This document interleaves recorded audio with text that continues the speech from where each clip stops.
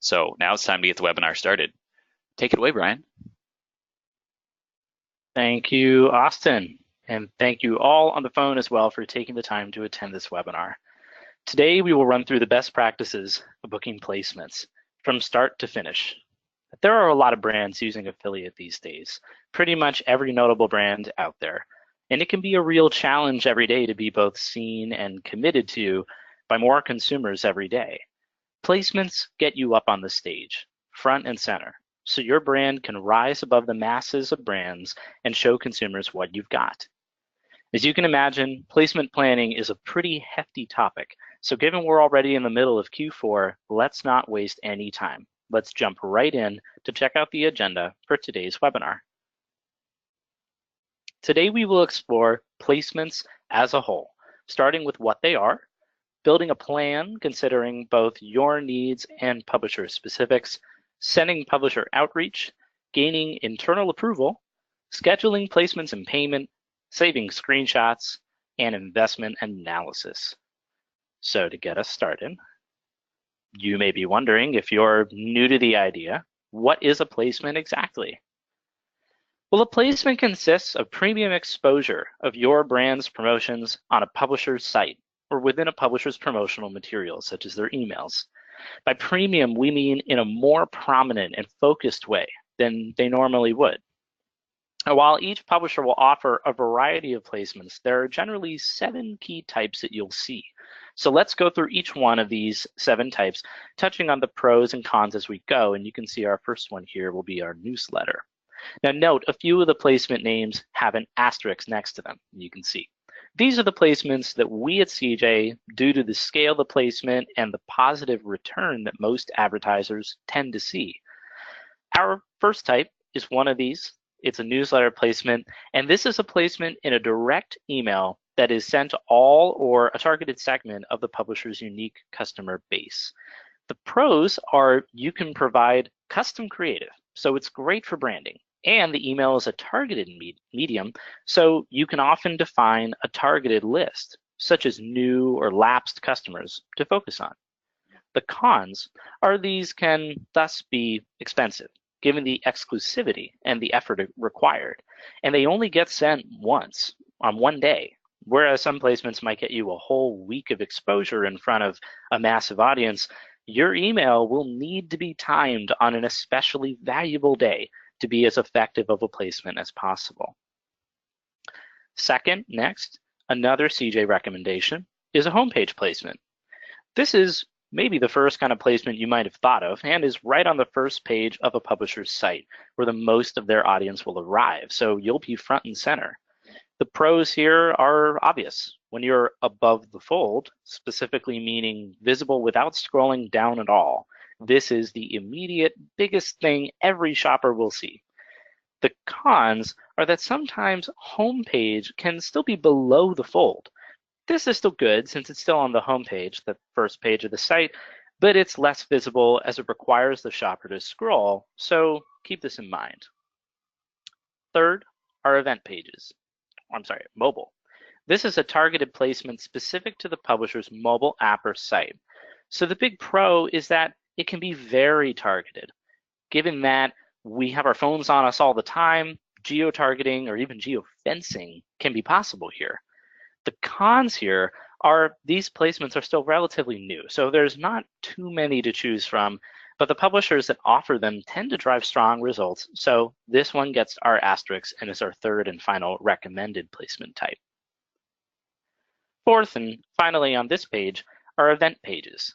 This is a placement on a page dedicated to a special event the publisher is highlighting. Sometimes this can be a holiday such as Black Friday or even the publisher's own special event that they've made up, like a double cash back day. The main pro about this is the publisher is going to put extra investment and marketing behind this event to drive traffic to the special page. It's also usually very easy to find on the publisher's site as well, so it will drive traffic in that way. The cons are you're now one click away from the homepage, and two, you'll be listed right next to any other brands participating in the event. So you'll want to make sure that your offers and potentially your loyalty rate, such as cash back, are competitive. It's for those last two reasons that this one is not a top recommendation for us at CJ, but it can still work well for you potentially, so don't keep it out of your consideration. Now these three out of the final to finish our 7 don't get an asterisk as the return is a little less predictable, but they're still excellent options you should get to know and test out if you can. First, our category pages. This puts your brand in a significant spot on a category-specific page, one that most directly applies to your brand. For instance, if you sell hats, you could go to the prominent spot on the hats category page. The pro here is that these are targeted placements, so you can deliver a nice conversion rate. You're speaking to your ideal audience. The cons are this will be 1 or even more clicks from the homepage, so will not be seen by nearly as big a share of the site's traffic and will put you alongside competitors. So you'll need to consider your offers and loyalty rates to be sure you're competing well. Because of these things, our recommendation here for these is to request them as an added value spot, as opposed to paying for it alone. It's a nice to have and can often benefit another placement that you're planning to pay for, such as a newsletter or homepage spot. So try to negotiate adding this on top, as it should complement sales without taking up high-priced real estate on the publisher's site. We'll talk a little more about negotiating later in our webinar in much greater detail. Social post, number 6. This placement type uses a publisher's social media platforms, such as their Facebook page or stories, Instagram posts or stories, or tweets on Twitter. The pros are these are great for targeting new customers because of the massive audience, and they typically are younger and more tech savvy. But the cons are these are really best for driving branding more than actual revenue, with engagement often resulting in likes and views rather than necessarily leads and sales. So definitely keep that in mind when considering your key performance indicators or KPIs. And last but not least, site-to-store placements drive customers to redeem online deals in store. Now, this engages customers in a way that's in touch with how they live their lives.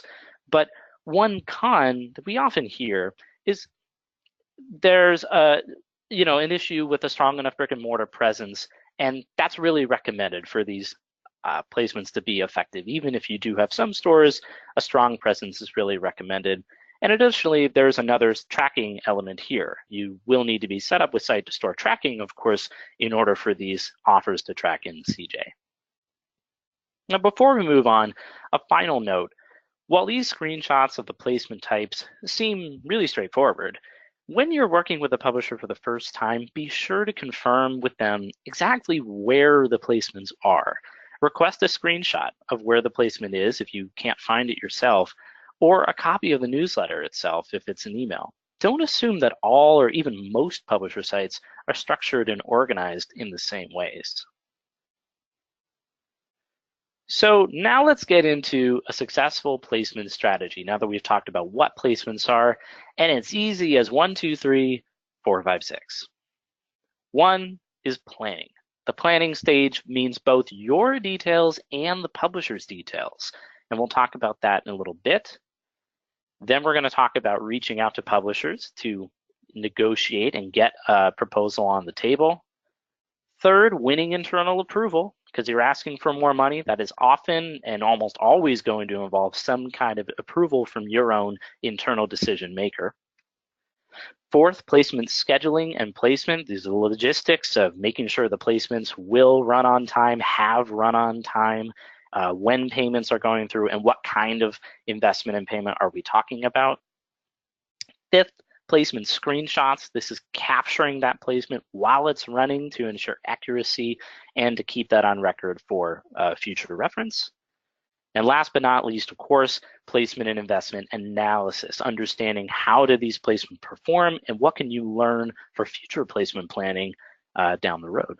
So without further ado, let's start with 1A, your side of the details of the planning stage. There are 3 main items to consider before reaching out to publishers for exposure. 1 are your goals and KPIs. 2, the recommended investment level and type. And then 3, putting together the ideal placements that you should be looking for and asking for based on the KPIs and investment. So beginning with KPIs and goals, ask yourself, what key performance indicators, or KPIs, and goals would you like to focus on for these placements and this outreach? A few top goals we tend to see are return on ad spend, overall sales revenue growth, number of orders, traffic driving and clicks, or other common KPIs might include conversion rate, average order value, return on investment, cost per order, new customers, you name it. Define this up front though, so you're not picking placements meant for driving different results than what you need. My recommendation? When creating a goal, pick an expected performance range between a flat year-over-year level and your current year-over-year trend, up or down. This way you're conservatively forecasting performance and helping ensure your return on investment has been realistically taken into account. So in this example here, if you found that for this season, 0% growth would result in $200,000 in revenue, and 5% growth would result in $210,000 in revenue, this should be your range of an estimated expected return in revenue for that time period. That way, you're giving yourself room for growth based on your own trend, but just in case it falls in between, you're staying conservative. And of course, if it exceeds your goal, that's great. So speaking of investment, what can you offer publishers for these placements? That's really what we're talking about here. This could be monetary, such as money for flat fees or various levels of commission increases, or they could be offer-based, like exclusive or vanity codes, which we'll explain on the next slide in a little more detail. The main thing to figure out here is this should be based on your ideal scenario and not just what you've spent in the past or even something you were told a while back. As a starting point, if you've run placements before or even just in general, you can begin with last year's performance numbers. But then consider how things have changed since then. Is your program bigger now? Is your conversion rate better? Or are your commission rates lower or higher? Even if you don't have historical placement performance, if it's your first time planning them, and I assume some of our audience today has not planned placements before, and that's why you're here, what you can do is think also about how your own budgets tend to be determined, about how marketing dollars may get shifted, internally from one channel to another at your company, and what that will mean for your affiliate program's flexibility as you pull together the right placement opportunities available to you. And you can use a general thought like return on ad spend to determine what kind of room do you have in terms of the revenue you're getting for the costs that you're paying. So by knowing your KPIs, setting solid goals, and understanding the investment you can put in, you'll want to now pull together a list of the kind of opportunities you'd like to find and how many you might be able to book of each. So for instance, if you know that you only have maybe $5,000 of budget in total and you book a newsletter placement with a major publisher, that's probably going to eat up your whole budget. And furthermore, will a newsletter achieve your desired results?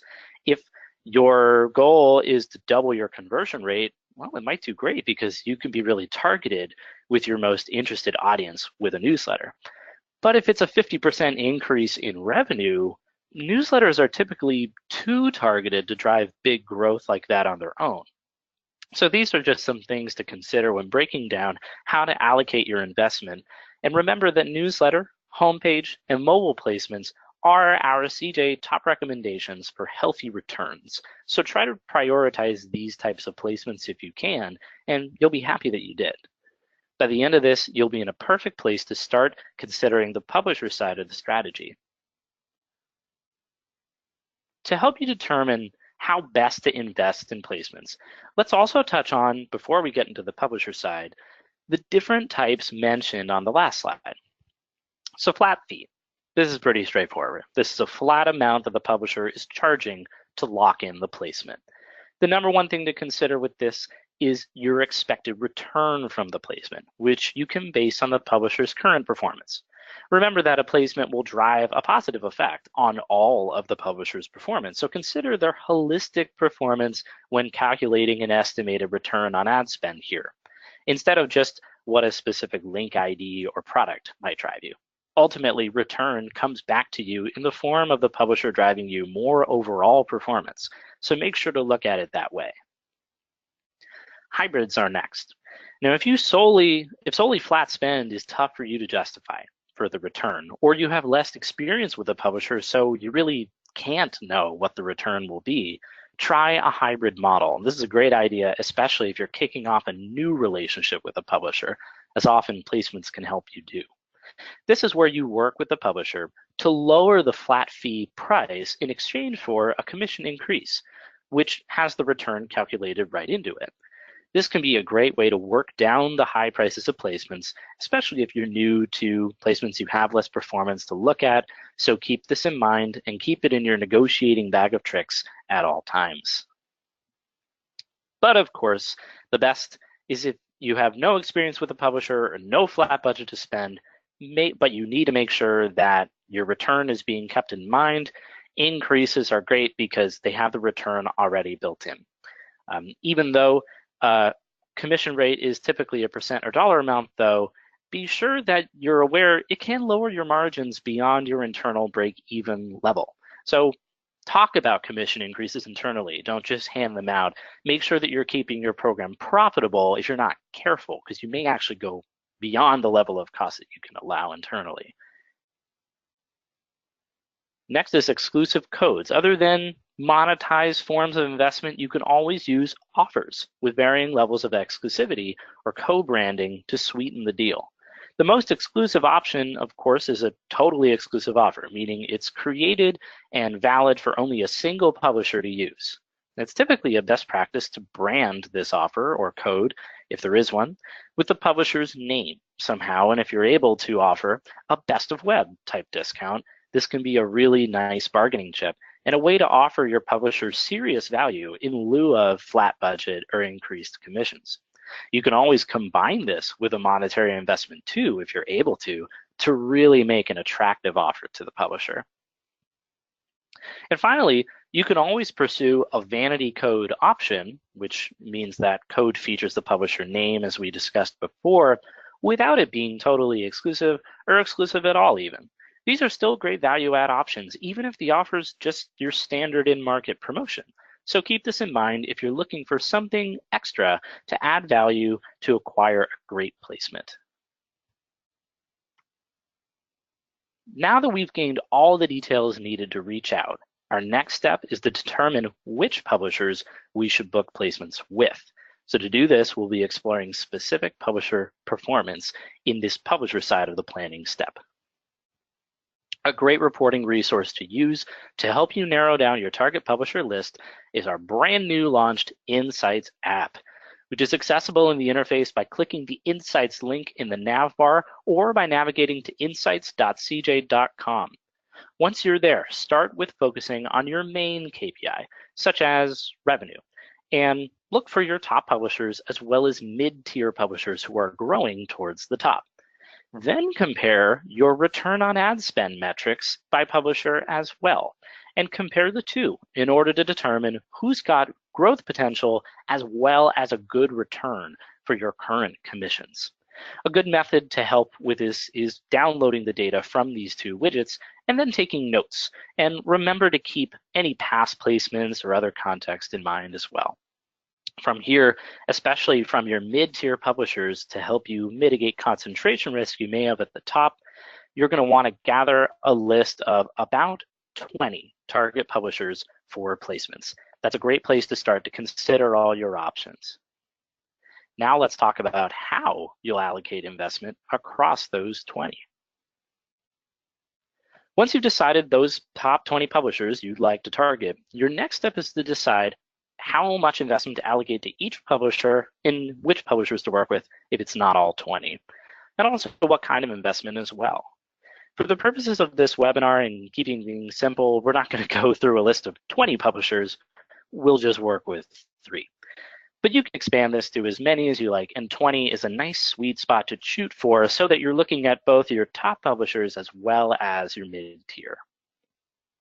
Next, layer on each of their return on ad spend, as this is going to add context to help you decide how much budget you should be allocating to each publisher. Using our example below, for example, although publisher number 1 drives 50% of the top KPI, say it's revenue, their return is the lowest in this list of your top publishers. So you'll want to give them a little less in order to have more to invest, say, in publisher number 3, who's got the best return on this list. Other than flat spend, having your own maximum cost per action in mind is a great idea too. So consider whether or not the publisher has room for you to increase their commissions and how long that increase could last for profitably. Using past performance, if you have it here too, and return on ad spend, as publisher's number 1, the publisher number 1's low return on ad spend means their high performance is coming in at a higher cost than other publishers, whereas more flexibility for increased commissions can be offered to publishers with higher returns. Be more confident you'll get value for their performance at that higher rate. And last but not least, list out anything else you're willing to provide, such as a vanity or exclusive offer, as these are good cards you can potentially play to sweeten the deal with that publisher during negotiations. All in all, this is an exercise in using your best judgment based on the information available to you. You might also have other nuanced details to consider, such as who you've got a quality relationship with, the publisher's business model, or even the time of year. So put all of that on the table in this stage. The more thought you put into planning this part out, the more confident you'll be when both pitching internally for approval, as well as connecting with publishers to get placements running. You'll be grateful for the time you spent when the results speak for themselves. Another good item to consider when divvying up investment are your rates on loyalty sites. You can't forget this. To see where your rates fall on your competitive landscape, set up a simple competitive analysis using your competitors' information that's publicly visible. If you notice you're not competitive, consider using part of your investment level for a given publisher to bump up that cashback rate. So looking here, for example, Coupon Cabin is risky, as even though it's not the lowest rate, it's notably lower than competitor number 2. By contrast, Be Frugal looks nice, as you're the top rate, but not by so much that it looks like you're overspending. You might be able to benefit a lot from a slight increase that puts you even higher than your competition, making you look great without adding too much cost to their return calculation as it is. Now, it's a bit obvious, but having competitive rates is critical for placements planning, especially if you're going for spots that put you alongside competitors such as category or event pages, or newsletters that aren't dedicated to just your brand. Ensuring your competitive levels the playing field between you and your competitors, entices customers to convert, can incentivize publishers to provide additional free placements, and is a good alternative to flat investment, since again, return on ad spend is built in quite naturally. All right, now you have all the information you need to be confident in your investment plan. You've planned everything on your side, you've planned everything on the publisher side. So let's move on to step number 2, outreach to publishers.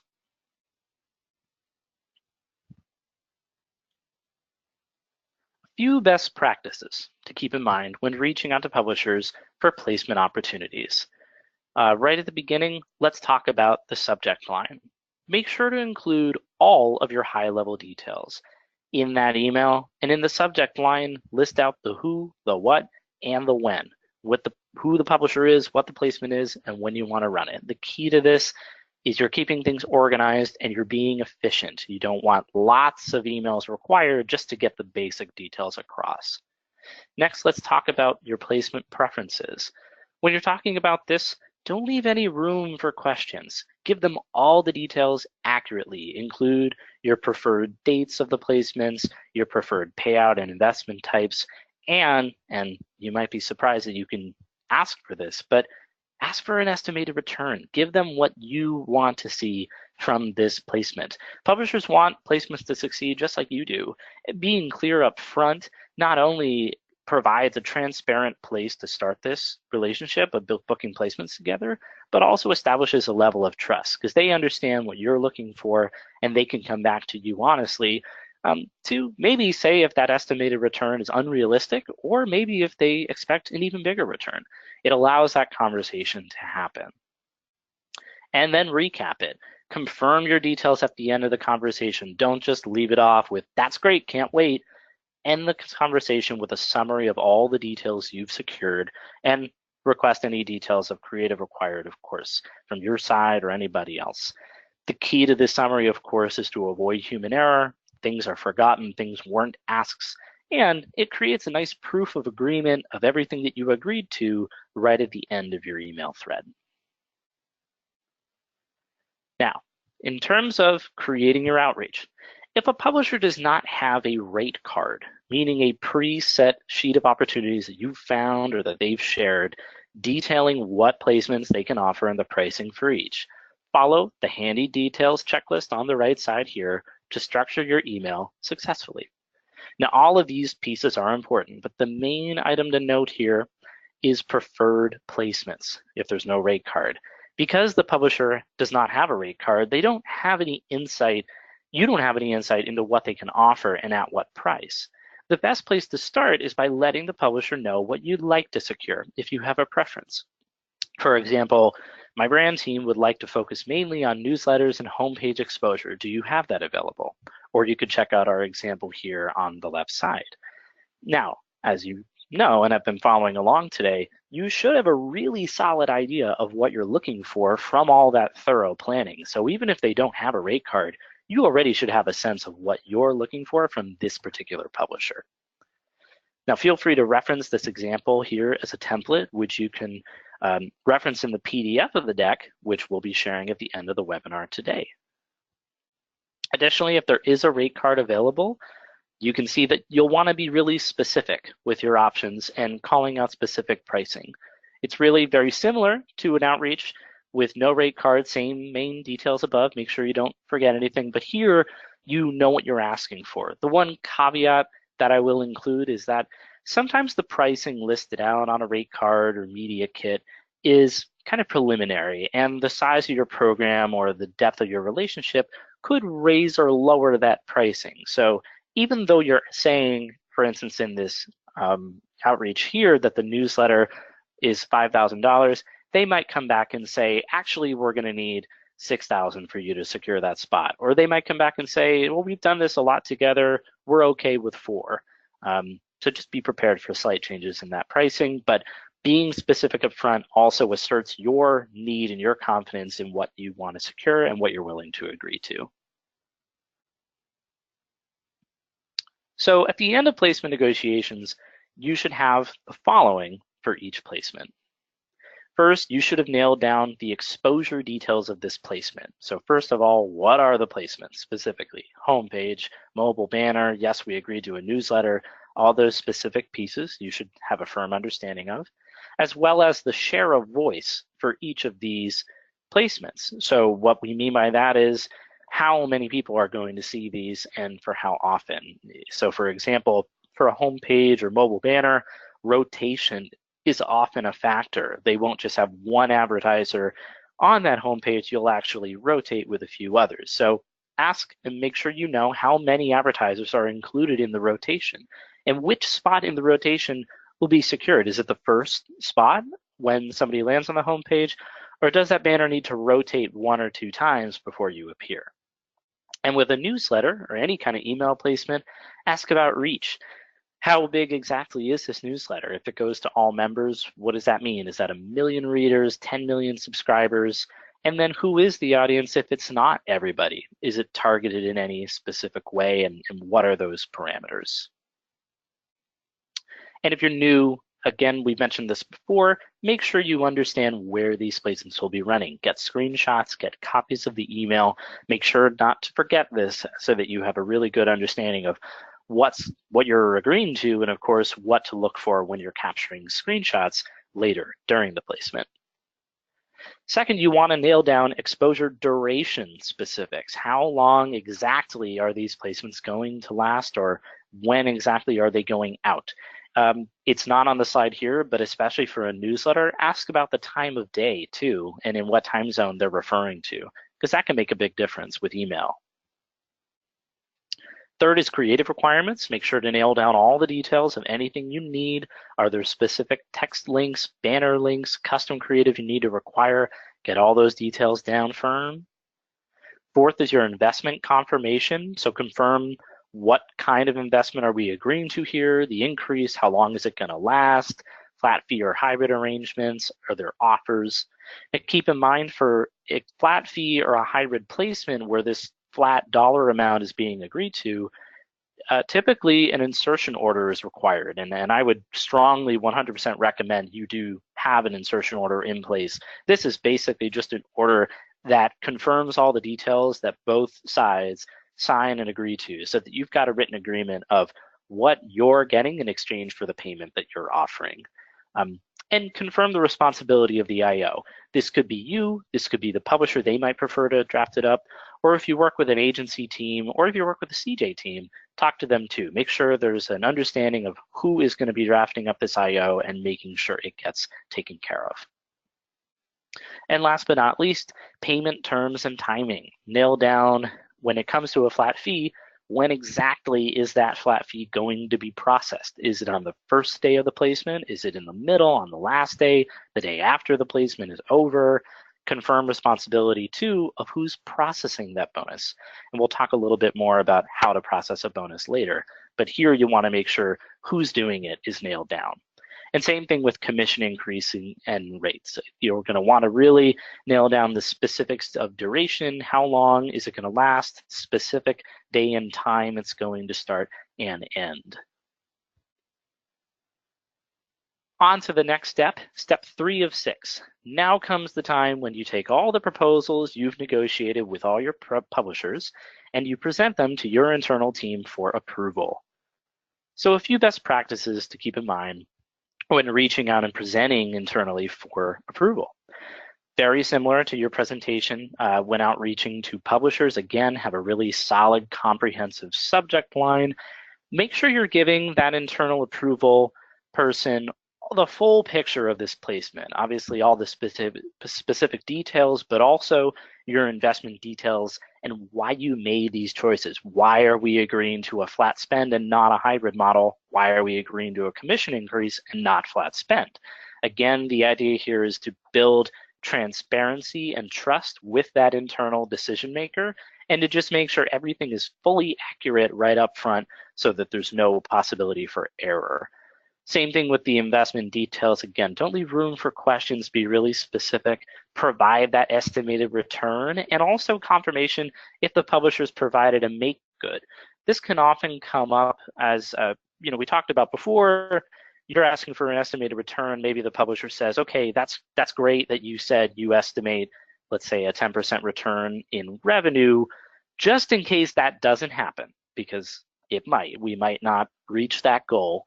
Here's what we're going to do as a make good. We're going to give you this extra placement, or we're going to keep you in that homepage until we reach that estimated return. There's a couple of levers that publishers can typically pull to help make up for the fact that that first placement didn't see the return that you asked for. Doesn't happen all the time, but ask for it. It never hurts to ask. And again, this is to improve your clarity here and even help you with some forecasting so you get a sense of what this placement is going to do in terms of impacting your future performance. And last but not least, make sure to give them historical context. Are you maintaining growth of a growing publisher, or are you activating an inactive publisher or a brand new publisher? Are you testing out this publisher by using this placement to see if they're worth working with? Make sure to set all those expectations and context with your internal approver so that they've got everything that they need. Now, my recommendation throughout your negotiations and into the approval process is to make sure that organization is key. And what I recommend here is creating a placement tracker to keep all the details of your placements organized. This is going to help you avoid confusion. The publisher won't be confused, your decision maker won't be confused throughout the process.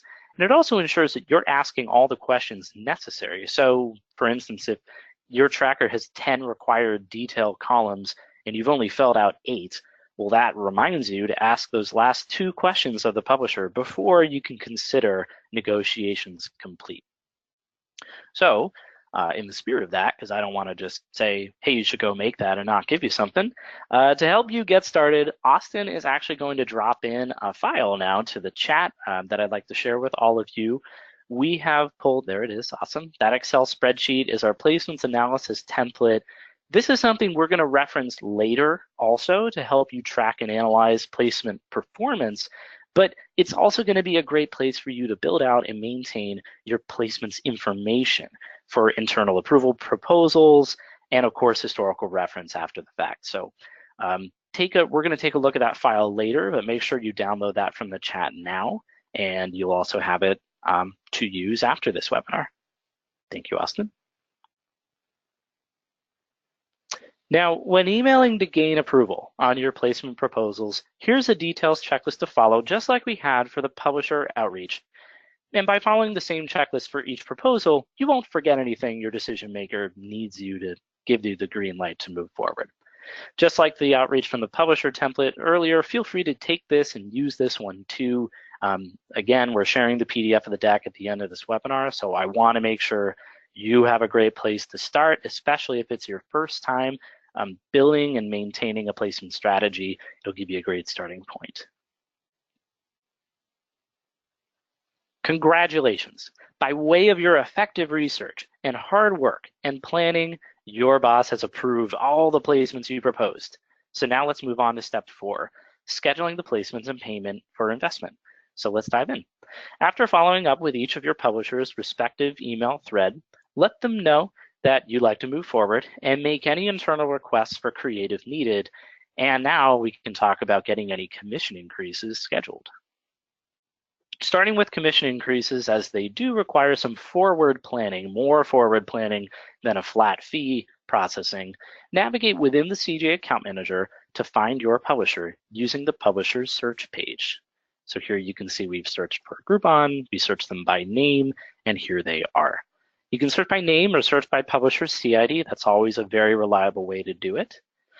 Once you've selected that publisher, note you're going to check that box there. Click Make Offer to bring up the window so that you can schedule this increase. Select the increase program term and choose a proper duration setting. Here, often the best thing for a specific placement timing and an increased timing is going to be temporary with a fixed replace and end date. And what that means is that you're going to have that publisher is going to have their current program term. It'll switch on that fixed replace date, meaning it can't be accepted earlier than that. And then it'll end on that set end date, and it will return to that current term, the term before the placement started. So it's a perfect way to have that temporary increase nice and easily scheduled. And with CJ's new time zone scheduling, which you may not know about yet, so this is a whole new thing we've just introduced. You don't need to worry about having these start every time at midnight Pacific. Now you can actually choose the exact hour that you want that term to start, that increase to start and end by choosing your time zone and the exact date and time. Now remember, replacing terms does require a minimum of 7-day advance notice. And that's why I mentioned earlier, this requires more forward planning with your publishers than a flat fee. Don't try to push out this increase 2 days before the placement starts. Do it a week in advance, 2 weeks in advance, set it up way ahead of time. Now, the only exception here is if the new terms coming into effect are only and purely a commission increase. So just as an example, let's say your publisher is at a 10% commission rate. If you needed to move them to an 8% commission rate, if you needed to decrease their commission, that's not an increase, and you wanted that to go into effect on, say, July 1st, you would need to push that new lower rate on or before June 24th. That's that 7-day window. Again, the only exception to the rule is if, for instance, the publisher is at a 10% rate and you are pushing a 12% commission rate, and that's the only thing you were changing in the term, you could push this new rate on, say, June 30th. But again, it's my 100% recommendation to just do all of this ahead of time, regardless of if it's an increase, decrease, or whatever is changing with program terms. Give yourself lots of time to schedule this so you don't need to worry about it. And for more information on replacing program terms and all those nuances, you can visit our Support Center article on it. And these links, there's a few more throughout the webinar. They'll be clickable in your PDF, so you can click them and go right to the article. On other than increase, as you may have flat fee payments to work out as part of a flat fee investment or hybrid payment, a common way to do this is to submit them as a bonus through the CJ Account Manager. So let's talk about how to do that. What you're going to do is go to the Reports Transaction page and click Create Commission. As you can see there, the button on the bottom left. Here, you're going to fill out some information to set up the bonus. So make sure the action name is set to bonus and not one of your transactional actions. You're going to enter the website ID. That's the publisher's PID. So make sure you confirm with the publisher what website ID they want this payment attributed to. Likely will tie directly to the site where the placement is located. Then you're going to come up with an order ID. And this is a little different than a transactional order ID. You're actually going to make this up on the spot. And you can use any alphanumeric characters. You can use spaces. What you're going to want to do is create an order ID that's unique to this publisher and placement details. So perhaps it's publisher name, homepage, November 2018. Something like that is a great, easy to reference, easy to understand, to look back on and go, okay, yeah, that's what that bonus was for. Now, in terms of the reference date, this can't be changed after the fact, so be aware these bonuses lock within 24 hours. You'll have a day, just in case you happen to make an error, you do have a day to correct this out and process a new one. But the reference date also can't be set after today's date. So you can't process a bonus, unlike the commission increases, way in advance of the placement. You're actually going to need to do it later. And my recommendation really is wait until the placement is actually done. Don't even process the bonus on the first day of the placement, because something could always go wrong, or there could be an issue with accuracy or timing or what have you. So wait until the placement's totally finished. You'll negotiate this with the publisher ahead of time, but try to process it once the placement's actually complete. And then you know that you've already received all the value that you're paying for, and they'll get that bonus as a reward. Now, if it's your first time using bonuses, there are some other nuances you might want to take into account. I'm not going to get into everything in this webinar, but please visit our Support Center article. Again, this links right to the article and covers both bonuses and performance incentives. Now, an alternative to processing flat fee payments using bonuses is to work through the CJ Placement Marketplace. And you might be very familiar with this, or this may be brand new. Since we've got quite a lot we're covering today, I won't be taking a deep dive into this great tool. It's got a lot going on, but you're very welcome to check it out. It will allow you to find placement opportunities, to manage your IOs, pay for placements right there, gets detailed reporting on placements specific to the placements. Is really great to check out, so I do recommend it. What I do recommend is check out this quick 2-minute video on the left here. That's the left link, explaining how it works and the benefits, as well as the Support Center article linked on the right, which covers the Placements Marketplace in depth. And both are linked from this slide here. This is a fantastic section of our interface. Talk to your publisher as you plan to see if they're using the marketplace, and it might help streamline your process that much more. Like I said, we've not structured the webinar around the marketplace alone. You might ask, well, why wouldn't we if we have this interface? It's because some publishers just choose not to utilize it at this time. They have their own process, they have their own IOs. So we want to make sure you're prepared no matter what your target publishers prefer to do. So we encourage you to explore this tool in more detail. Step 5, we're almost done. Your proposals have been approved. You've meticulously planned. So what do you have to do now? Schedule your screenshots. So best practices for capturing screenshots are you're going to want to set up calendar reminders. Set them up for yourself. This is what my team does to make sure we don't miss anything. I've given you an example of what my personal reminders look like right here so that you can base it off of something. Be really specific with listing out information in the body of the reminder, of the meeting invite. Compile all your screenshots too. I recommend this in an Excel document. That way you can punch in details about the placement right next to the screenshot. Microsoft Word isn't ideal for this just because of all the formatting, so I recommend Excel. And I recommend retrieving screenshots first thing in the morning just to ensure they're on time and accurate.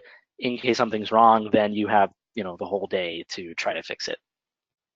In terms of taking screenshots, for all the context of your placement, take a shot of the entire web page, and you can do that using the print screen button typically from your keyboard, or there's other ways to do that. That way you get a sense of what's on the entire page from all the way to the top to the bottom, and not just what you can scroll and see at one time. For newsletters, subscribe to receive all their newsletters. And in case it's a targeted newsletter, request a copy from the publisher. Typically, you can work that out within an IO. And of course, if something falls over a weekend, you do still want to check on it. So make sure you're confirming ownership of who's going to do that. Is that you? Can the publisher send you screenshots from over the weekend? Can your CJ or agency team do that for you? Make sure you nail down those details. On to step 6, the final step. Now that your placements are finished, it's time for you to close the loop and analyze how they performed for you to help you determine the best way to approach your next placements campaign. Returning to the document we shared earlier, that placements analysis template, feel free to open it up and follow along here if you like. This template is a great tool that you can use to keep track of your placements, their associated details, and their related performance, building on those initial details you compiled when making your internal proposal. Now, here are some best practices for building out that analysis. First of all, a couple little acronyms here that you'll notice. CY refers to current year, LY last year, YOY is year over year. The left side here is going to be populated, as we said, during your planning and proposal stage. So all these cells are open to you to fill in as you need. We've listed a lot of the columns that we talked about. You may want to add or remove them to best fit your planning approach. End date is going to be included in the placement days. So if you notice that start and end date in the 4th and 5th column there, if this is a one-day placement, if for instance a newsletter that goes out once, make that start and end date the same date. That way, with the calculations in this spreadsheet, you'll just want them to equal themselves to have it be a one-day placement. In terms of populating data, when you are getting that performance from the placement, you're populating the columns, just those 3 on the right, of current year revenue, last year revenue, and current year advertiser commissions. So it includes CJ fees and your pub commissions. And you can do that using Insights reporting. You can download all this information from Insights reporting, so that's a great place to go. And that's a link to Insights right there. And as a pro tip, and this often comes up a lot, don't rely on unique link ID tracking for accurate placements reporting. This is a common misstep. Publishers use link IDs in their own ways. You can do your best to enforce them to use a certain link for a homepage creative or for a link in a newsletter. But at the end of the day, the idea of a placement is to boost your overall exposure with that publisher. So looking at the holistic increase in revenue or whatever your KPI might be is really the best way to understand just what that placement is doing for you. If all you're doing is looking at one specific link, it's entirely possible that, for instance, let's say you have a homepage billboard, studies have shown that shoppers don't really like clicking on banners. They'll look at it, they'll be influenced by it, and it may drive them directly to buy a sale with you clicking through another link on the publisher's side to your page. If you're only looking at the link ID for the homepage banner, it's going to look like that person didn't buy as a result of the placement when really they did. So I say look at a holistic picture. Don't just rely on unique link IDs. You've done it. You've now completed a round of placements start to finish. You're boosting your brand's exposure using the powerful affiliate channel to reach new audiences and drive growth in a whole new way. This webinar covered a ton of information. I realize I'm running longer than I planned. It may be more than we've ever done before. So I'm of course appreciative of your patience, and I'm glad we can share this deck and answer your questions for a short Q&A in a moment. But as all of that said, if you can't stay for the Q&A, of all the topics we've covered in this training, here are the 5 big things to remember. Stay organized, streamline your communications both externally and internally, ask every question you can before booking the placement. Align your placement analysis with your KPIs goals it said at the beginning. So I know it says revenue right now, but you can adjust that to whatever your KPI is. And use a detailed analysis The reason you're doing this is to make smarter decisions moving forward for future placements and future publisher opportunities of any kind. In closing, as I said, it's easy as 1, 2, 3, 4, 5, 6. My number one takeaway more than anything else, don't cut corners. I know we're all busy. I know there's a lot to do in this channel and it's so tough to find the bandwidth to do all this stuff. But if you start planning long enough ahead, and by long enough ahead, I mean months and months ahead of time, you absolutely can follow all these steps methodically, and you're going to be really happy that you did. All right, I only left a few minutes. That was a lot of content. I do apologize I didn't leave more time, but I'm very happy to answer any questions we can get in the remainder of the hour. Austin? All right, thanks so much, Brian. There's a lot of great information there. And for all of you on the line, if you look in your GoToWebinar widget in the handout section, we have put a copy of the webinar deck in a PDF there, so you can go ahead and grab that today. You can just drag it off to your desktop and take that, and all the links that Brian mentioned are available in there for you. So we have about 4 or 5 minutes left. We'll try to get through a few questions here, and apologize if we don't have time to get to your questions today, but we'll just get going in the time that we do have. So something common that's come up and we're seeing some questions about is just I've never done placements. I don't have an allocated budget. So what's your recommendation? Like, how do I get started? Yeah, it's a very good question. I would say what you want to do is, even if you don't have placements information, you have data available. You likely have been running with this publisher for a little time.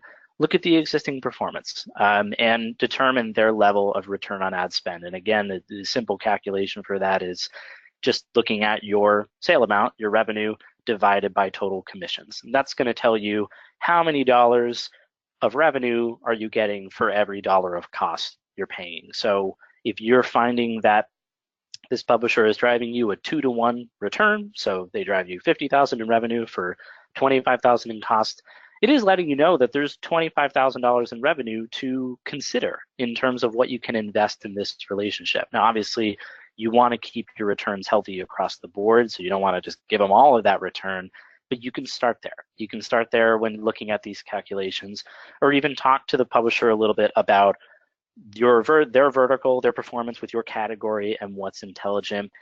If after all of that information gathering, you're still uncomfortable with paying a flat fee or a hybrid fee, try to just work off commission increases, or even just codes, even just offers. Offer them what you can, test out something that they will let you know has proven some kind of performance in the past, and don't be afraid to start small. Ultimately, placements, planning, and building a relationship with a publisher is a long-term strategy anyway.